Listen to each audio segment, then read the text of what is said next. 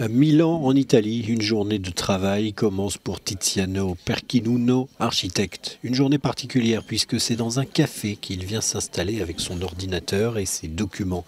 Depuis une semaine, ils sont des milliers de Milanais à faire comme lui et venir travailler dans des cafés, restaurants ou rester à la maison.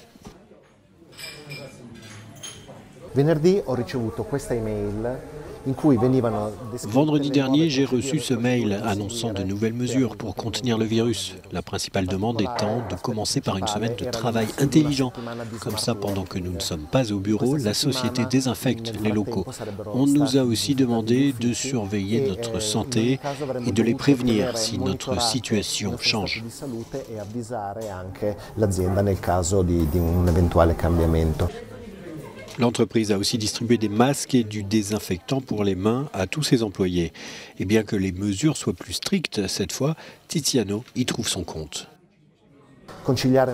Ça donne la possibilité de remplir aussi certains engagements personnels, ce qui facilite les choses. Mais dans la capitale financière italienne, alors que certains peuvent travailler de chez eux, d'autres n'ont pas d'alternative, surtout lorsque leur emploi est lié à la bourse de Milan.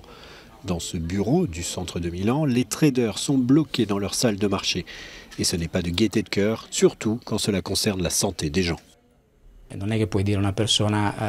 Vous ne pouvez pas forcer vos employés à venir travailler. Alors nous essayons de trouver tous les moyens possibles pour continuer malgré tout. Et si la situation empire, nous déciderons de nous retirer du marché. Autour de la ville, seuls les centres commerciaux resteront fermés ce week-end. Les magasins et autres commerces pourront rester ouverts, mais ceux qui le font se retrouvent plus exposés. Il paraît qu'on va peut-être être obligé de fermer nos magasins si la situation empire. Et si on ferme, qu'est-ce qu'on devient?